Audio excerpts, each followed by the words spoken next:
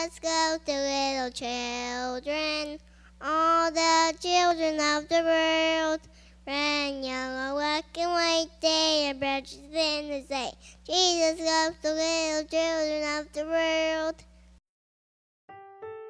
In September of 2010, while on vacation, Steve and Julia visited an orphanage on the island of Roatan, Honduras.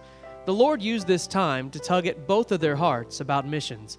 The following week, their church was having its fall missions conference, and it was on Thursday night of that week that the tug on their hearts became a full-blown knowledge that they were to go. Wherever and whenever, just surrender to go. At first, Roatan seemed the obvious choice, since they had been there, seen the work, and knew the needs there at the orphanage. But the Lord had a different direction for them. He laid the Dominican Republic on their hearts as they continued in prayer to know the will of God for where they should go. In February of 2011, Steve and Julia traveled to the Dominican Republic to survey the ministry of Team Dominican, part of Daystar Baptist Missions. Daystar believes strongly in the team concept, missionaries working side by side in different aspects of ministry to reach many for Christ. The Griffins immediately felt a connection with the team of missionaries there, as well as with the Dominican people, and they knew that this was where God was calling them to go. The Dominican Republic is in the Caribbean Sea and shares the island of Hispaniola with Haiti.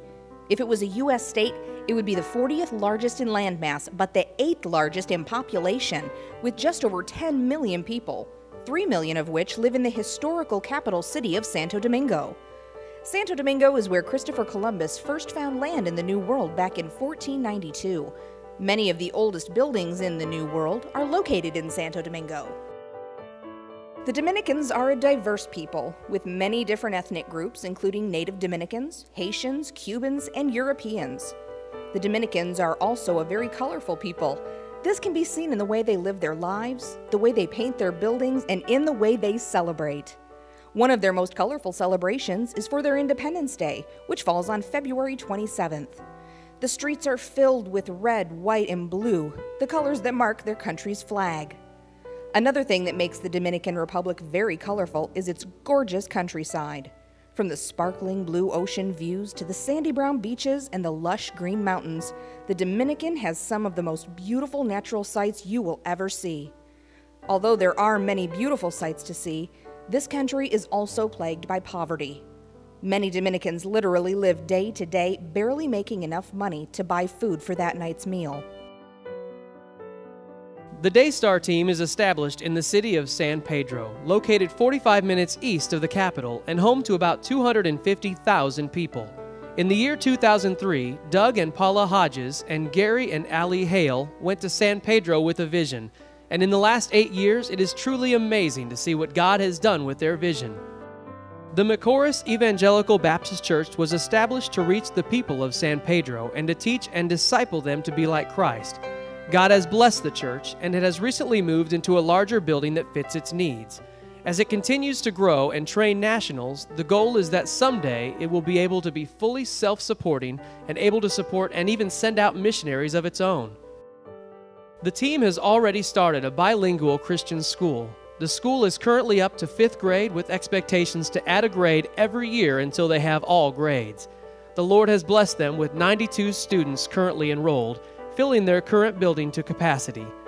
They are currently looking to expand to a new facility for next year.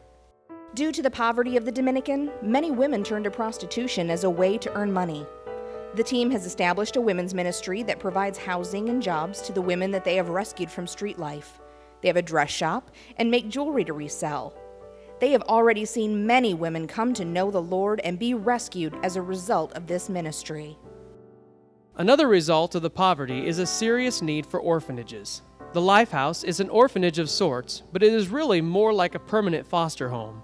The team trains Dominican house parents who then take in orphans, giving them a real home life, teaching them godly character and values. Baseball is more than just a sport in the Dominican Republic, it's a way of life. The baseball ministry is a valuable tool the team uses to reach young people for Christ. They have a league where they train young men to play baseball and also prepare them for life. Another area now being developed is a relationship with several Major League Baseball teams that have their Dominican training facilities in San Pedro. Many of the young prospects quit school in order to pursue their dreams in baseball. The team is currently working to establish relationships with them so they might be able to tutor the young men in English and other valuable subjects at the same time as being able to minister to them and teach them about the Lord. The team recently purchased 46 acres of land on the outskirts of the city. This property, which they call Vision Land, will one day be home to the school, Bible college, Lifehouse Ministry, baseball complex, and much more. Steve, Julia, and their 3 children, Carson, Callie, and Chloe, have a goal to arrive in the Dominican Republic by August of 2012. Steve and Julia will be involved with education, church planting, and discipleship. Will you pray about what God would have you to do in helping them to reach their goal? And will you partner with them as they go to reach the people of the Dominican Republic?